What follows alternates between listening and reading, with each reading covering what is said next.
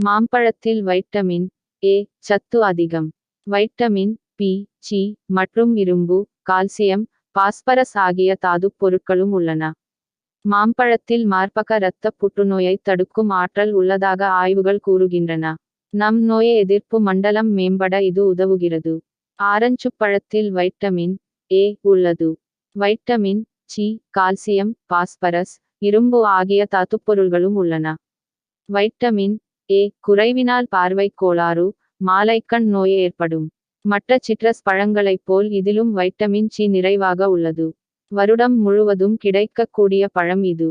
மேலும் vitamin C, calcium, phosphorus, இரும்பு ஆகிய தாதுப்பொருட்களும் உள்ளன. ஆரஞ்சை போன்று பப்பாளியிலும் வைட்டமின் ஏ சத்து அதிகம். கொய்யாப்பழத்தில் வைட்டமின் சி உள்ளது. வைட்டமின்கள் பி, கால்சியம், பாஸ்பரஸ், இரும்பு ஆகிய தாதுப்பொருட்களும் உள்ளன.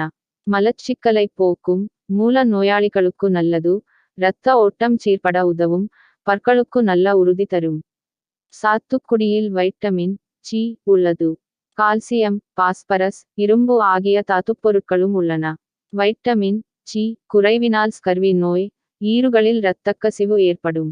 கருப்பு திராட்சையில் வைட்டமின் ஏ, பி, சி மற்றும் இரும்பு, கால்சியம், பாஸ்பரஸ் ஆகிய தாதுப்பொருட்களும் உள்ளன. நார்ப்பொருள் 2.8 கிராம் உள்ளது. இப்பழத்தில் நார்ச்சத்து இருப்பதால் மலச்சிக்கல் நீங்கும். சப்போட்டாவில் வைட்டமின் ஏ, பி மற்றும் கால்சியம், பாஸ்பரஸ் ஆகிய தாதுப்பொருட்கள் சிறிதளவு உள்ளன. இதில் சர்க்கரை மிக எளிய வடிவத்தில் இருப்பதால் சாப்பிட்ட உடனேயே உடலுக்கு ஆற்றலை தரும்.